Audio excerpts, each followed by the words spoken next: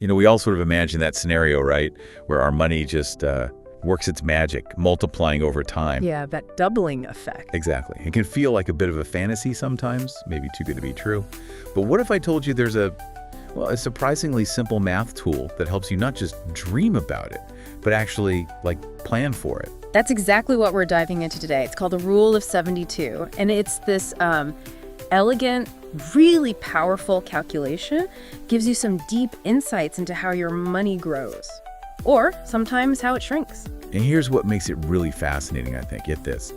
Albert Einstein, the relativity guy. Yeah.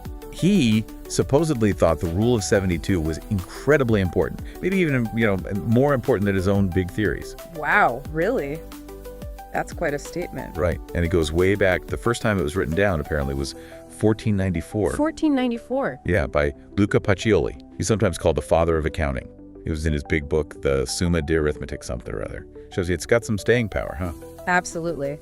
So yeah, in this deep dive, we're going to unpack how this rule actually works. We'll look at its surprising uses and show you exactly how you can put it to work. We're talking setting financial goals, checking out investments, understanding economic trends. Even inflation, right. And maybe a warning about debt. Definitely inflation. And yes, the compounding effect of debt too. It cuts both ways. Okay, so let's break down how it works.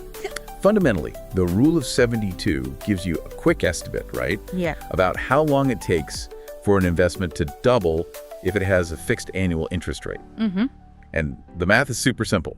You just take the number 72 and divide it by the annual rate of return you think you're going to get. That's it. And what really stands out from, the research we looked at is just how versatile it is. It's such a handy mental shortcut for so many things. Like what specifically? Well, like you said, setting long-term goals or just getting a quick read on economic shifts, evaluating different investment options, and facing up to what debt really costs over time. It gives you that instant feel for the time involved, whether it's good news or maybe not so good news. So, okay, quick example. If you're looking at an investment, let's say it has a 5% annual return. Right.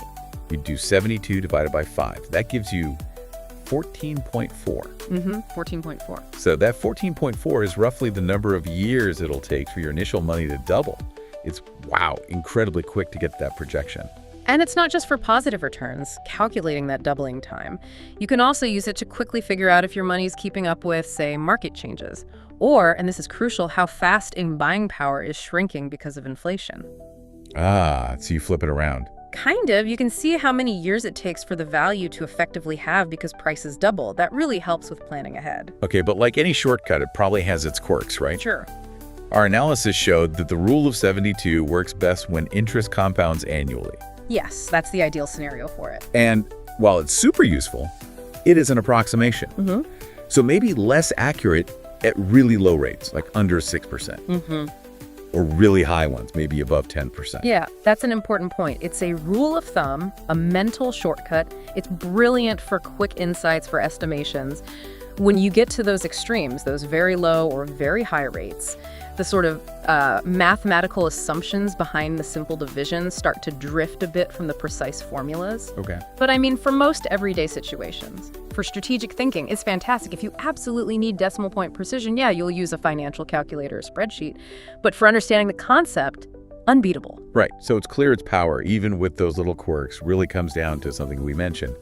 Compound interest. Exactly. Let's focus on that for a second, because that's the engine driving this whole thing. It really is. The magic of compound interest is that the longer your money stays invested, the more it earns. Because you're earning interest not just on your initial money, but also on the interest that's already built up. It gets added back and the cycle repeats. It keeps building on itself. Precisely. That's why you hear people say, invest it and forget about it, because time is your biggest friend here.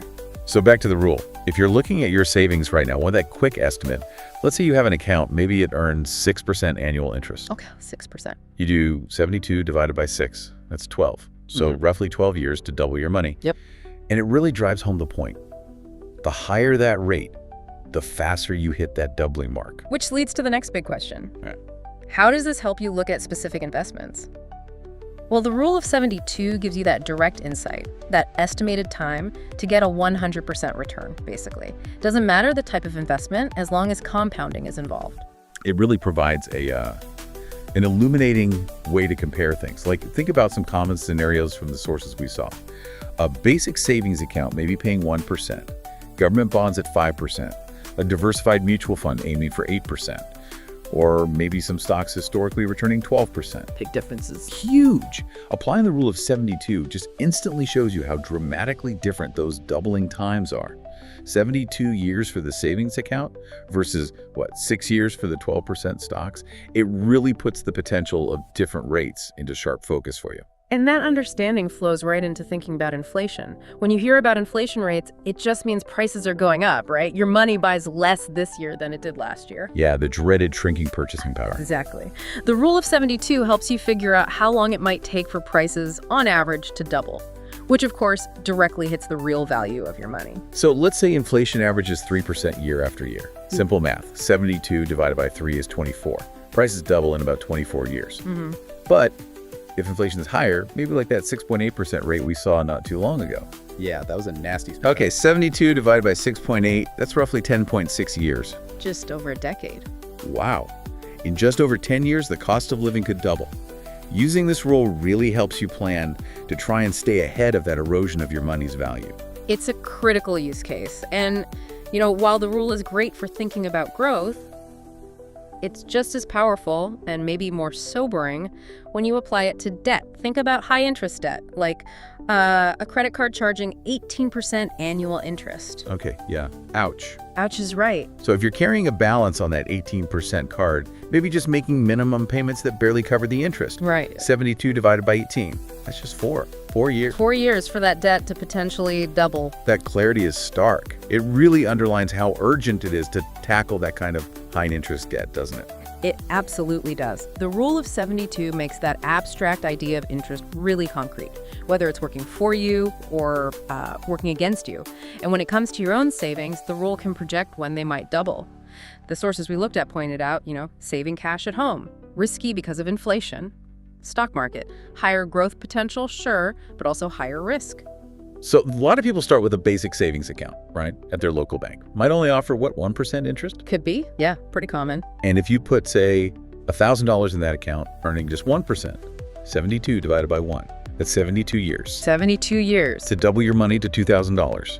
That's a very, very long time to wait for a $1,000 profit. It really shows the opportunity cost. It does. But let's say you explore other options, maybe savings programs like an index product with a guaranteed interest rate. Let's say it guarantees 5% a year. You sometimes find these in annuities or certain structured products aiming for steady returns. Okay, 5%. How does that change things? Well, 72 divided by 5, that's 14.4 years. Call it roughly 14 and a half, maybe 15 years. Much better than 72. A whole lot better. So instead of waiting basically a lifetime, you could potentially double your investment in around 15 years. Often with a good degree of safety, too, depending on the product. And realistic rates might even be higher than 5%, which would speed it up even more. Okay, so wrapping this up, what's the big takeaway for you, the listener? The rule of 72, it really is this incredibly versatile little calculation, isn't it? It really is. Whether you're trying to figure out how long until your savings grow, or understanding the real cost of debt, or even just trying to grasp how much you need to earn to beat inflation. It's just an essential tool for your financial thinking. It's kind of amazing, really, that this principle Einstein supposedly valued so highly. Yeah.